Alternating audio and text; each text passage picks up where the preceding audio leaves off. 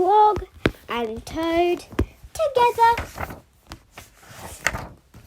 A list. One morning Toad sat in bed. I have many things to do, he said. I will write them all down on a list so that I can remember them. Toad wrote on a piece of paper a list of things to do today. Then he wrote, "Wake up." "I have done that," said Toad, and he crossed out "wake up." Then Toad wrote other things on the paper. A list of things to do today. Wake up, eat breakfast, get dressed, go to Frog's house, take a walk with Frog, eat lunch, take a nap, play games with Frog, eat supper, and go to sleep. There, and crossed out "wake up." "There," said Toad. "Now my day is all written down." He got out of bed and had something to eat. Then Toad crossed out "eat breakfast." Toad took his clothes out of the wardrobe and put them on. Then he crossed out "get dressed." Toad put the list in his pocket. He opened the door and walked out into the morning. Soon Toad was at Frog's front door. He took the list from his pocket and crossed out "go to Frog's house." Toad knocked at the door. "Hello," said Frog. "Look at my list of the things to do. Look at my list of the things to do," said Toad. "Oh," said Frog, "that is very nice." Toad said, "My list told me that we will go for a walk." "All right," said Frog. "I am ready." Frog and Toad went on a long walk. Then Toad took the list from his pocket again. He crossed out "take walk with Frog." Just then there was a strong wind. It blew the list out of Toad's hand. The list blew high up into the air. "Hurry!" said Frog. "We will run and catch it." "No," shouted Toad. "I cannot do that." "Why not?" asked Frog. "Because," wailed Toad, "running after my list is not one of the things that I wrote on my things to do." Frog ran after the list. He ran over hills and swamps. The list blew on and on. At last, Frog came back to Toad.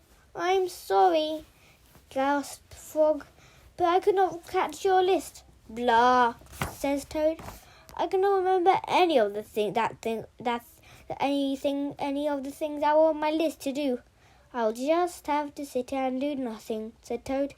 Toad sat and did nothing. Frog sat with him. After a long time, Frog said, "Toad, it's getting dark. We should be going to sleep now." "Go to sleep?" shouted Toad. "That was the last thing on my list." Toad wrote down on the ground with a stick, "Go to sleep." Then he crossed it, and then he crossed out "go to sleep." "There," said Toad. "Now my day is all crossed out." "I am glad," said Frog. Then Frog and Toad went right to sleep. The garden. Frog was in his garden. Toad came walking by. "What a fine garden you have, Frog," he said. "Yes," said Frog. "It is very nice, but it was hard work." "I wish I had a garden," said Toad. Here are some flower seeds. "Plant them in the ground," said Frog, "and soon you will have a garden." "How soon?" asked Toad. "Quite soon." Toad ran home. He planted the flower seeds. "Now seeds," said Toad. "Start growing." Toad walked up and down a few times. The seed did not start to grow. Toad put his head close to the ground and said loudly, "Now seeds, start growing." Toad looked at the ground again.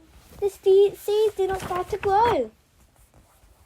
Toad put his head very close to the ground and shouted, "Now seeds, start growing!" Frog came running up his path.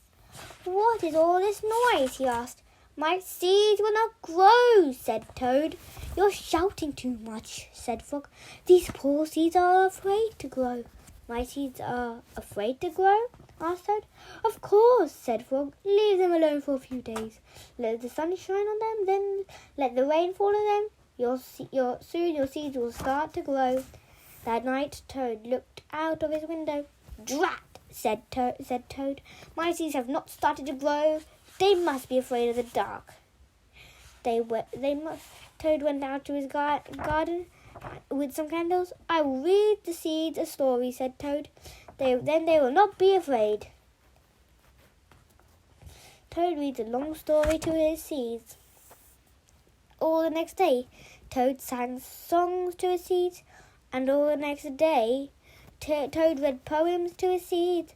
And all the next day, Toad played music for his seeds.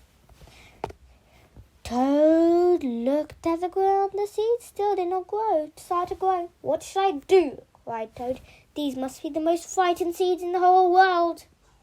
Then Toad felt very tired and he fell asleep. Toad, wake up," said Frog.